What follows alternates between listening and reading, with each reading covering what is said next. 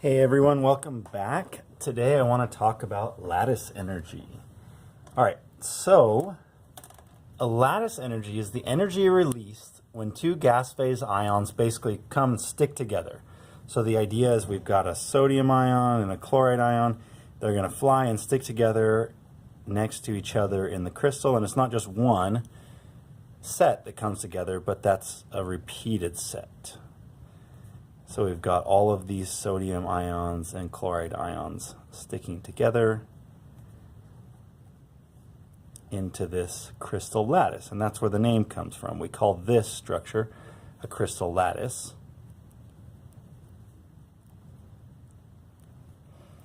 And the lattice energy then is when the two ions go from being separated to sticking together into this crystal lattice.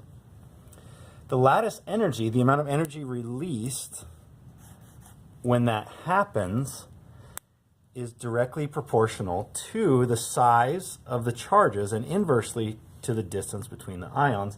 This comes right back from Coulomb's law. Coulomb's law was that when that force pulling the ions together was equal to some constant that we didn't care about very much, times Q1, Q2 over R squared, meaning the attractive force between the particles was the charge, the size of the charges, multiplied, and the distance, the radius, is the distance between the two ions. So a bigger distance would be a smaller force, and because of that, a smaller amount of energy released. A larger charge, larger charges of the ions would be a bigger force. And hence, a bigger force pulling them together would be more energy released. So that's the lattice energy. We should be able to do some basic problems from this that depend on lattice energy. So here's one that's an example. The question is, which ionic compound below has the highest melting point? And actually, I'm going to backtrack for a second and show you some examples of what I just told you before we answer that question. For example, we go back, remember, the larger charge has a bigger attractive force, a bigger lattice energy. A bigger distance has a smaller force or a smaller attractive or a smaller lattice energy.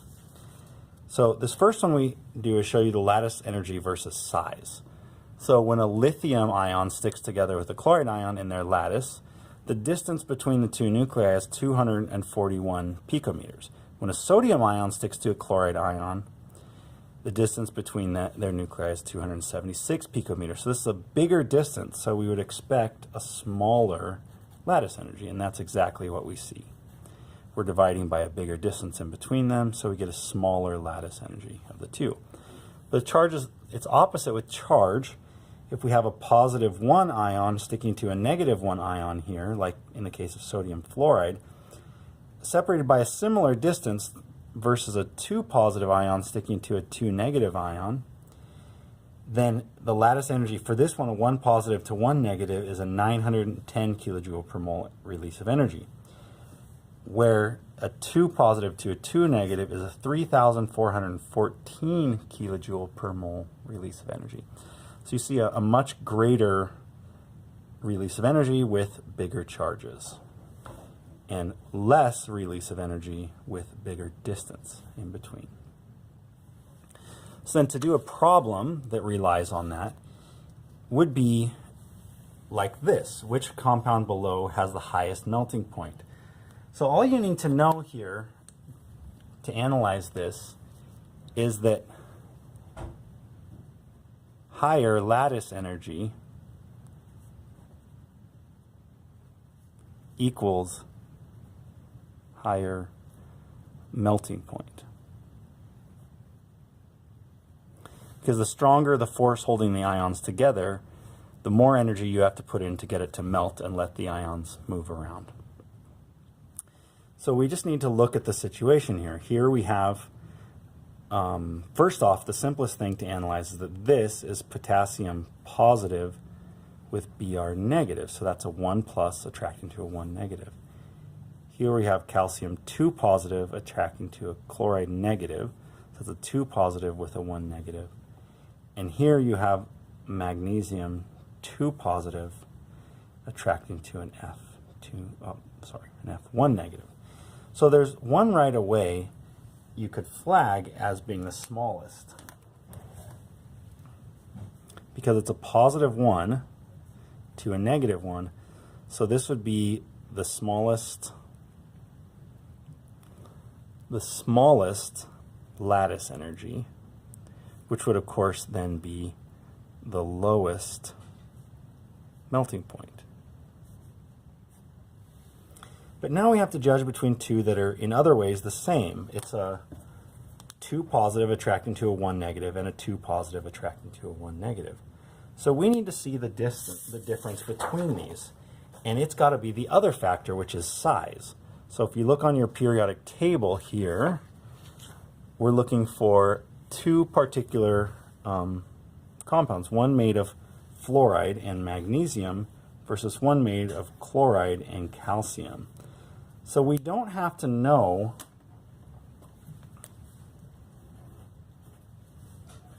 that color didn't work very well. Let's try this one. We don't have to actually know their exact sizes. We just have to see that these are a row above these. So the one made from magnesium and fluoride is smaller. The one made from calcium and chloride is bigger, or a bigger distance in between the two nuclei. So we'll bring that information over here and say that, and just draw ourselves some ions here as a way of thinking about it. These are smaller ions and these are bigger ions. So the difference in between these is greater. So remember, there, a bigger distance makes a smaller force. So between these two then, this would be the larger, or just lattice energy, which would be the highest melting point. And this would be lower lattice energy, which would be equal to a lower melting point than this one, but higher than that one. So this would be in between. So if we had to rank them, this is the smallest, then, or sorry, one should be the biggest, then the middle, then the lowest. And we can actually see that if we actually look at their known melting points. KBr has a known melting point of 734 degrees Celsius. That's our lowest one. Calcium chloride is a little bit higher at 772 degrees Celsius, and magnesium fluoride is quite a bit higher at 1,261 degrees Celsius. So we can say clearly which one has the highest melting point, magnesium fluoride, because it has larger charges and a smaller distance in between the nuclei. All right, so that is a discussion about lattice energy. So the big question is, from this point, is all we've done is answer sort of a vague question, which one has a higher melting point, based on a lattice energy discussion. But how did we know exactly what the lattice energy was to be able to calculate this? To do that, we have to use what's called the Born-Haber cycle. And for this, I'll go to our next video. See you then.